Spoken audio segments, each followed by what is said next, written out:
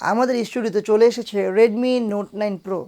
High, আমি আশিকুল বারাত আর আপনারা দেখছেন আমার চ্যানেল আশিক ব্লগ। আজকের ভিডিওতে এই যে Redmi Note 9 Pro আছে, এই ফোনটির আনবক্সিং করব। ফার্স্ট ইমপ্রেশন এবং ফোনটি কেমন আপনাদের সামনে তা দেখাবো। তো ভিডিওটি শুরু করার আগে একটু সাবস্ক্রাইব করুন, নতুন একটি চ্যানেল যেহেতু। আর অবশ্যই এই চ্যানেলটি যেহেতু নতুন, এই চ্যানেলে খুব ভালো ভালো ভিডিও আপনারা পাবেন, একটু অন্য ধরনের ভিডিও পাবেন। তো চলুন দেখে নেই Redmi Note 9 Proতে কী আছে। তো আপনারা দেখতে পাচ্ছেন Redmi Note 9 Pro এর বক্সের উপরে যেই বিষয়টি মেইন হাইলাইট করা হয়েছে তা হচ্ছে এই ফোনটিতে আপনারা পেয়ে যাচ্ছেন Qualcomm Snapdragon 720G এর প্রসেসর।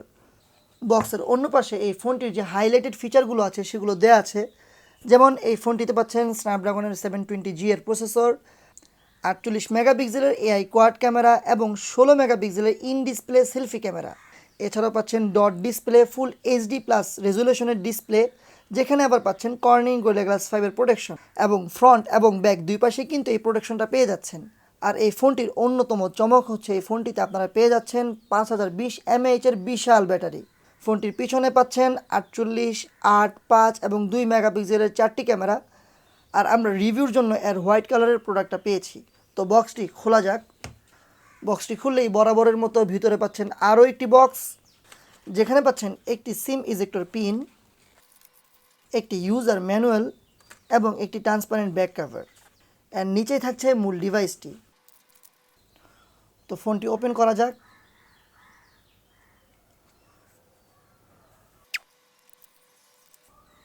জাস্ট ওয়াও, লুকটা অসাম লেগেছে। ব্যাক প্যানেলের এই পাশে পাচ্ছেন রেডমির ব্র্যান্ডিং, আর ফোনটি হচ্ছে হোয়াইট কালারের। আর এখানে দেখতে পাচ্ছেন স্কোয়ার শেপের 4টি ক্যামেরা, আর এখানে পাচ্ছেন ফ্ল্যাশ।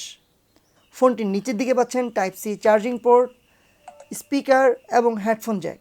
আর ডান পাশে পাচ্ছেন ভলিউম আপ ডাউন বাটন এবং side mounted physical fingerprint sensor. আর বাম পাশে পাচ্ছেন সিম ট্রে, যেখানে আপনি 2টি সিম ও একটি মেমোরি কার্ড একসাথেই ব্যবহার করতে পারবেন। তো দেখে নেওয়া যাক বক্সে আর কী কী আছে। বক্সে আরও পাচ্ছেন 18 ওয়াটের একটি ফাস্ট চার্জার এবং পাচ্ছেন টাইপ সি চার্জিং কেবল। তো এই তো গেল বরাবরের মতোই সিম্পল বক্স কন্টেন্ট। তো ফোনটি সেট আপ করা হয়ে গেল। ফোনটি সম্পর্কে কিছু আলোচনা করা যাক। ফোনটিতে আপনারা পাচ্ছেন 6.67 ইঞ্চির IPS LCD প্যানেলের ফুল এইচডি প্লাস রেজুলেশনের ডিসপ্লে। ডিসপ্লেটির পিক্সেল ডেন্সিটি 395 ppi। আর এখানে স্ক্রিন টু বডি রেশিও 84%। ডিসপ্লের চারপাশে চিন ও বেজেল মোটামুটি দেখা যাচ্ছে, ভালো পরিমাণে আছে মোটামুটি, তবে এই পাশে একটু কম। আর এখানে ডিসপ্লের এই জায়গা বরাবর অর্থাৎ মাঝ বরাবর পাচ্ছেন 5 হোল ক্যামেরা। ফোনটির ডান পাশে যে ফিজিক্যাল ফিঙ্গারপ্রিন্ট সেন্সর আছে তা দেখা যাচ্ছে মোটামুটি ভালো পরিমাণে ফাস্ট।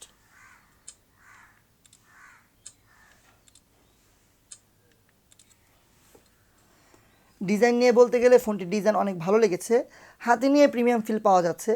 আর এই যে পিছনে ব্যাক প্যানেলে কিন্তু আপনি কর্নিং গোরিলা গ্লাস 5 প্রোটেকশন পেয়ে যাচ্ছেন, তবে সাইড ফ্রেম কিন্তু প্লাস্টিক ফ্রেম।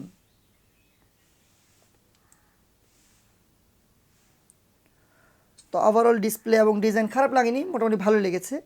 আর ডিসপ্লেটা দেখতেই পাচ্ছেন, ডিসপ্লের কালার মোটামুটি ভালোই, কালার পাঞ্চি আছে এখানে। আর ভিউইং অ্যাঙ্গেলও খুব ভালো লেগেছে।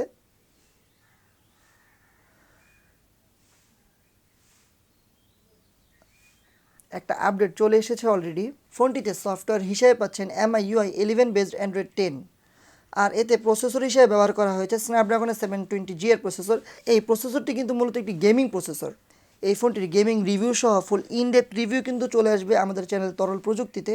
ফোনটিতে ক্যামেরা 2 API এনাবল করা আছে, সো আপনি পাচ্ছেন এখানে জি ক্যামেরা সাপোর্ট, এছাড়াও DRM লেভেল 1-এ আছে, যে কারণে আপনি নেটফ্লিক্সে ফুল এইচডিতে স্ট্রিমিং করতে পারবেন।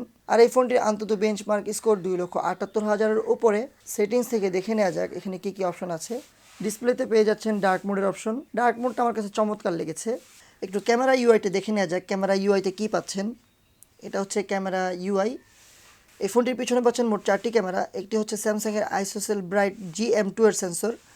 এছাড়াও পাচ্ছেন যেটি হচ্ছে 48 মেগাপিক্সেলের সেন্সর। এছাড়াও পাচ্ছেন 8 মেগাপিক্সেলের আলট্রাওয়াইড ক্যামেরা, আরও পাচ্ছেন 5 মেগাপিক্সেলের ম্যাক্রো লেন্স ও পাচ্ছেন 2 মেগাপিক্সেলের ডেপথ সেন্সর। আর এই ফোনটির সামনে পাচ্ছেন 16 মেগাপিক্সেলের 5 হোল সেলফি শুটার। তো এখানে ওয়াইড অ্যাঙ্গেল আছে, 2x জুমের ফিচার আছে। এপাশে ভিডিও মোড পেয়ে যাবেন। ভিডিওতে দেখা যাচ্ছে 1080p 30 fps, 1080p 60 fps, 4K 30 fps, 720p 30 fps, 720p 30fps মোডে শ্যুট করা যায়। আর ইএস শুধুমাত্র 1080p 30fps কাজ করে। এছাড়াও শর্ট ভিডিও, স্লো মোশনের অপশন পেয়ে যাবেন এখানে। 48 মেগাপিক্সেলের আলাদা এখানে অপশন পাচ্ছেন portrait mode, night mode, panorama mode, pro mode সহ অনেকগুলো মোড পেয়ে যাচ্ছেন এখানে। এপাশে সেটিংস থেকে ক্যামেরা ফ্রেম, র মোড, অনেকগুলো মোড আরও আছে এখানে। পোর্ট্রেট মোডে আপনি ব্লার কমাতেও বাড়াতে পারবেন। আর এখানে ভিডিওতে মুভি ফ্রেম নামে একটি ফ্রেম আছে, যেটা আমরা CC9-এ দেখেছি, যেটা ভালো লেগেছে।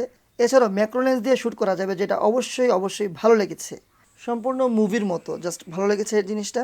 তো ওভারঅল রেডমি নোট 9 প্রো সম্পর্কে আমার যে ব্যক্তিগত মতামত, অর্থাৎ স্পেসিফিকেশন দেখে যে আমার মতামত, তা হলো ফোনটার ডিজাইন কিন্তু চমৎকার করেছে। হাতে নিয়ে অবশ্যই প্রিমিয়াম ফিল পাওয়া যায়, কিন্তু একটু ভারী। আমরা যদি রেডমি 6কে দেখি এই বাজেটে, রেডমি 6 থেকে এই ফোনটি একটু ভারী বেশি। আর এছাড়া স্ন্যাপড্রাগনের 720G এর প্রসেসর ভালো, তবে এর আগে রেডমি নোট 8 প্রোতে G90T এর প্রসেসর ছিল। G90T এর প্রসেসর কিন্তু 730G এর সমপর্যায়ের। তো এই হিসাবে আমার কাছে কিছুটা ডাউনগ্রেড মনে হয় আর কি। আর 4টি ক্যামেরা, যেহেতু স্যামসাংয়ের সেন্সর, যেটা হচ্ছে GM1 ছিল এর আগে, এটা এখন GM2 এর সেন্সর, আশা করা যায় ভালো পারফরমেন্সে দেবে এটার মাধ্যমে। আর অবশ্যই আরেকটি বিষয় যে ডিসপ্লেটি কিন্তু অ্যামোলেড প্যানেল হলে ভালো হতো। তো আপনারাও কি আমার মতো ভাবছেন? কমেন্ট বক্সে আপনাদের মূল্যবান মতামত জানান। ধন্যবাদ সবাইকে।